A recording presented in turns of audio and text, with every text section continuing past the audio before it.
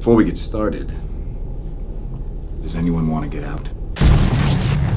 As the first Avenger, Captain America's tragic backstory makes him one of the most exciting characters in the Marvel Universe. Brought to life by Chris Evans in the movies, the Captain America franchise is one that has gained millions of fans. The movies do remain faithful to the comics, but have their own bit of fun by dropping some references and Easter eggs for fans to hunt down. So today, we're going to dive deep into some Easter eggs you never knew about Captain America. But first, a simple reminder on how to enter our brand new giveaway. We're giving away either an iPhone X Max, the new iPad mini, or a MacBook Pro. It's all your choice. So be sure to leave a like, comment the keyword, subscribe, and turn on notifications to enter this giveaway. It's really that simple. Let's start with the origin of the hero as we know him. In the comics, it was the Avengers who had already been formed who discovered the Captain's frozen body and revived him. However, in the movies, it is S.H.I.E.L.D. that does the job at the end of Captain America, the first Avenger. This makes sense to the narrative, since it's S.H.I.E.L.D. which takes the effort to bring the Avengers together in the first place. Another difference from the comics is Steve Rogers' relationship with his best friend, Bucky Barnes. In the comics, Barnes is just another sidekick character, essentially adopted by the hero. But the movies play up his strengths and even establish a pre-recruitment relationship between the two. The comics did show that Bucky was extremely skilled with a rifle and spoke several languages, which didn't add up unless he was a trained operative. And of course, we all know the lengths that Captain America will go for his misunderstood friend, the Winter Soldier. Talk about friendship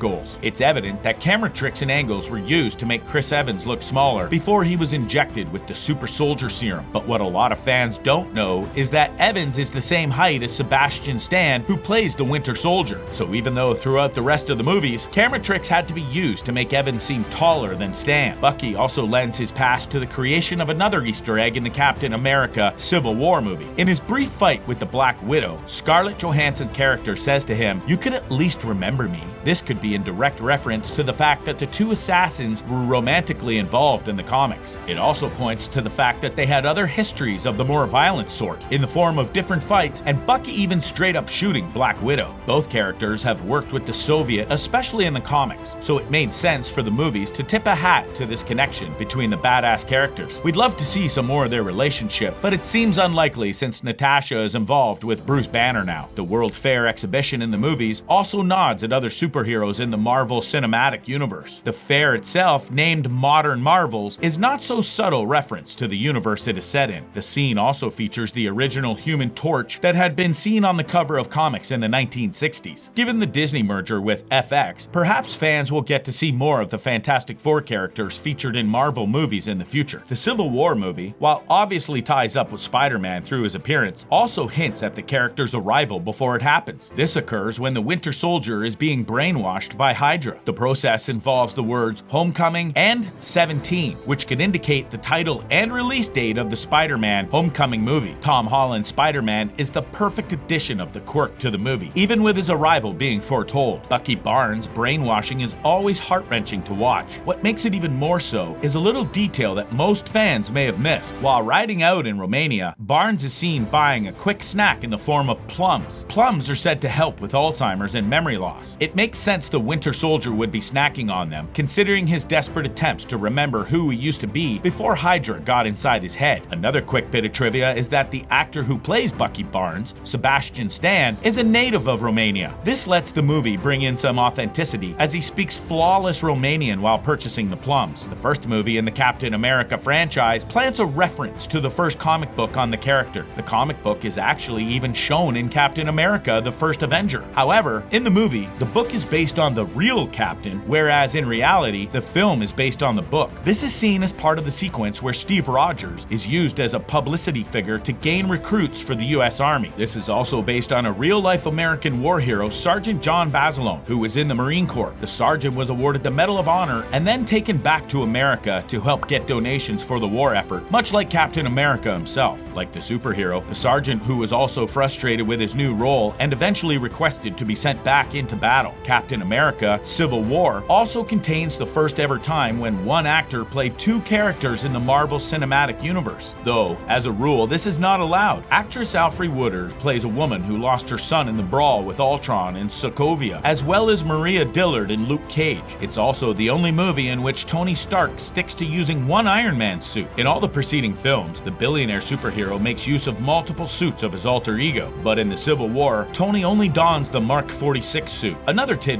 that may have missed your attention concerns Steve Rogers' catch-up notebook from Captain America Winter Soldier. Steve whips out his book where he jots down pop culture references to keep up, as well as a music recommendation from Sam Wilson. Even though some versions of the movie show the note recommending a Marvin Gaye album, it really depends on where you watch the movie. In America, the list has the movies Rocky and Rocky II, Disco, Star Wars and Star Trek, and Steve Jobs as things the captain should be familiar with. But in Korea, the list contains files such as Old Boy and Korean footballer Ji-sung Park, things that would be familiar to a Korean audience. The Winter Soldier movie also features a cameo appearance by comic book writer Ed Brubaker, who wrote the story in the comics. Though the cameo is short, it's a great way to pay homage to the graphic novel origins of the characters. Another interesting Easter egg in The Winter Soldier is a tribute to Samuel L. Jackson's character Nick Fury. On Fury's gravestone is a famous quote from another of Jackson's characters, arguably his most famous. The gravestone read, "The path of the righteous man," a line that Jules Winfield, Jackson's character in Pulp Fiction, repeatedly says in the film. The perfect signing off for a badass character and actor from the movie series. The next interesting little Easter egg we have is related to the directors, brothers Anthony and Joseph Russo. The duo has famously directed episodes of the series Arrested Development, as well as popular comedy show Community. The pair dropped in a quick reference to Arrested Development in the epic airport fight scene. In the background, you can see a stair car truck that sports the Bluth family logo, which is often made fun of in the show. Some actors from Community also make an appearance as side characters in the Marvel Captain America series. Jim Rash, who plays Dean Pelton, is seen in a spin-off Cap Dean America, and in Captain America Winter Soldier, which was also directed by the Russo brothers, fans spotted a cameo appearance by Danny Pudi, who plays Abed in the Community. The movie also allows the other characters in the Avengers to pick up traits from their comic book selves in the form of easy-to-miss Easter eggs. For example, Vision in the movie is seen rocking sweaters and other regular clothes, just like his comic book version does, to try and blend in with ordinary people better. We're not sure just how effective this is, since his entire face and head remain bright red, but top marks for efforts. Next up on our list is about the Tesseract, which is discovered in the opening scenes of Captain America The First Avenger. Fans have noticed similarities with the classic Indiana Jones movie Raiders of the Lost Ark. When the Tesseract is first discovered, Red Skull says, "Let the Fuhrer dig for trinkets in the desert." This plays up to the reality of Adolf Hitler's obsession with the occult. The fact that both the Indiana Jones movies and the Marvel Universe are owned by Disney probably factored into the connection made between the two films. Marvel also has a comic version of Indiana Jones Adventures. The Tesseract is also a direct reference to another future Marvel character, Thor. It's even described as the Jewel of Odin's treasure room. Who is the father of Thor? This is one reference that fans got right off the bat with no explanations. The movies also link to their own comic book narratives very neatly. One such instance is in the first appearance of Dr. Zola in the movie. The first scene he is seen in shows his face through a screen which distorts it. This is a direct replication of the character in the comics, who inhabits a robot body that projects his face in a distorted way through a screen. While it's much less complicated and more convenient to have a human person play Dr. Zola, this was a great tribute to pay to the character's origins. These are just a few of the Easter eggs that fans have spotted so far in the Captain America movies. There are frequently tweets being put out when people find yet another reference in the movies, and it seems like they'll never stop.